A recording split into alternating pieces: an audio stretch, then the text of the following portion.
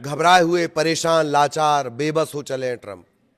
Ultimatum ये दे रहे हैं कि 48 घंटों में सर्वनाश कर दिया जाएगा ईरान का। प्लान्स नहीं बता रहे हैं, लेकिन बातें तमाम की जा रही हैं।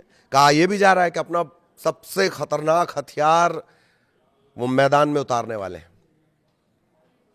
जो इस जंग के रुख को बदल कर रख देगा। फिर कौन उन्हें कह रहा है कि ये तो बेबस और लाचार है?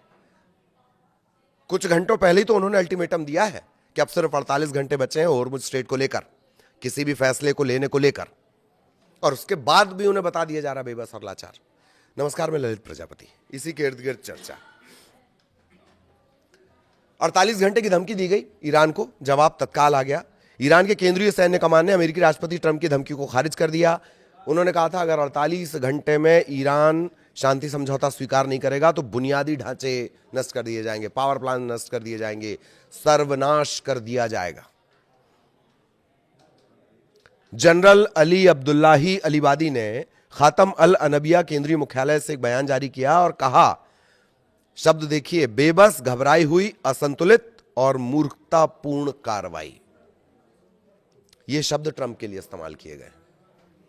किसने इस्तेमाल किया वो भी हमने आपको बताया। अब्दुल्लाही अलीबादी ये हैं। उन्होंने कहा कि अगर अमेरिकी जायोनी दुश्मन कोई भी आक्रामकता दिखाता है तो हम बिना किसी सीमा के अमेरिकी आतंकवादी सेना द्वारा इस्तेमाल किए जाने वाले बुनियादी ढांचे, जायोनी शासन के बुनियादी ढांचे, उस पर लगातार और विनाशकारी हमले करेंगे। वो कर भी रहा है। वो तो बता के करता है कि मैं यहां हमला कर रहा हूं। ऐसा नहीं है कि आप बातचीत की आड़ लो, टाइम बाय करो, अपने बड़े बड़े जहाजों को पहुंचा दो, बातचीत करते करते अचानक से दूसरी तरफ से पीठ पे छुरा भोंक दो। नहीं, ईरान बता के करता है कि मैं यहां हमला करने जा रहा हूं। आपने उसके इंस्टीट्यूट्स पर हमला किया, उसने कहा कि अब मैं आपके यहां हमला करूंगा।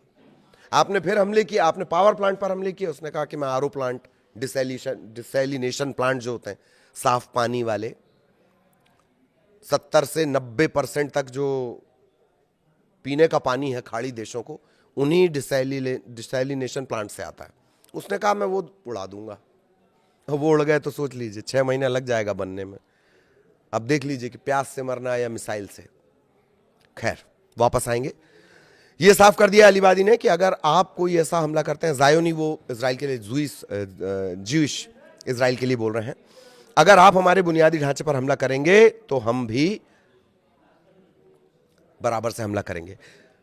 ट्रंप ने ट्रुथ पर क्या लिखा था याद है? जब मैंने ईरान को समझौता करने या होर्मुज स्ट्रेट खोलने के लिए 10 दिन का समय दिया था, समय तेजी से बीत रहा है, 48 घंटे बाद उन पर कहर टूट पड़ेगा।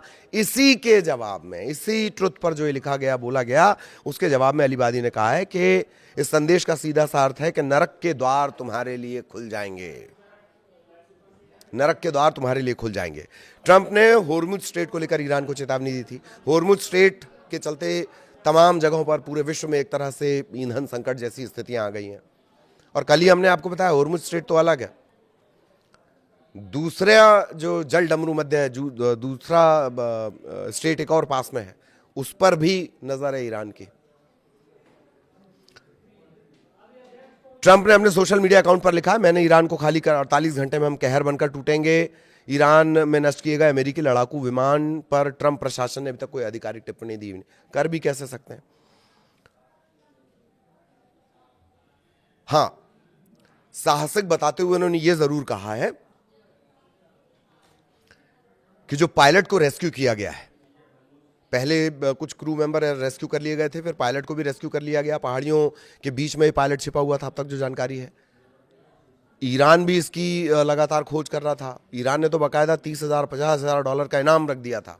ईरान ने, मतलब ईरान के जो कारोबारी व्यवसायी, उन्होंने ये इनाम रखा था इस पायलट की जानकारी देने पर।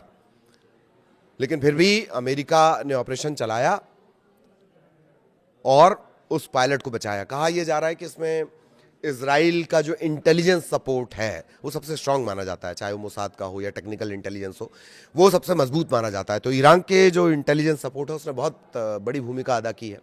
तो इजराइल, माफ कीजिएगा अगर मैंने इराक बोला हो, इजराइल का जो इंटेलिजेंस सिस्टम है और जो मुसाद है उसकी जो इंफॉर्मेशन है वो सबसे ज़्यादा सॉलिड मानी जाती है।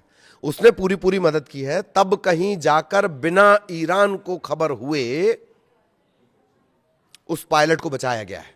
दावा जो किया जा रहा है, पहाड़ियों के बीच में पायलट छुपा हुआ था, बहुत एक नेचुरल कवच है ये पहाड़ियां।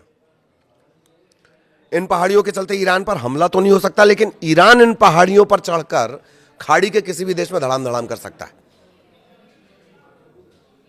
ये कुदरती कवच है ईरान के पास। इसी वजह से कहा जाता है कि जो सेना है उसको अंदर जाने के लिए बहुत सोच समझकर फैसले लेने पड़ते हैं।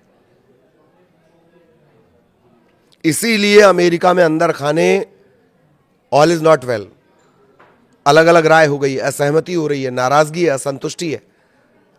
डिफेंस के सबसे बड़े अधिकारी को हटाने की नौबत आई है ट्रंप के सामने। यही तमाम बातें हैं कि आप अगर ईरान की जमीन पर अंदर जाएंगे तो वो नरक हो जाएगा सैनिकों के लिए, कहा जा रहा है।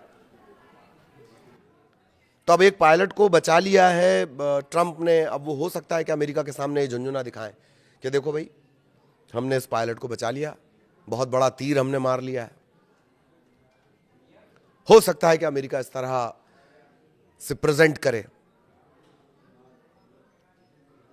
लेकिन ताबड़तोड़ जवाब ईरान की तरफ से लगातार दिया जा रहा है, इसमें कहीं कोई डाउट नहीं है।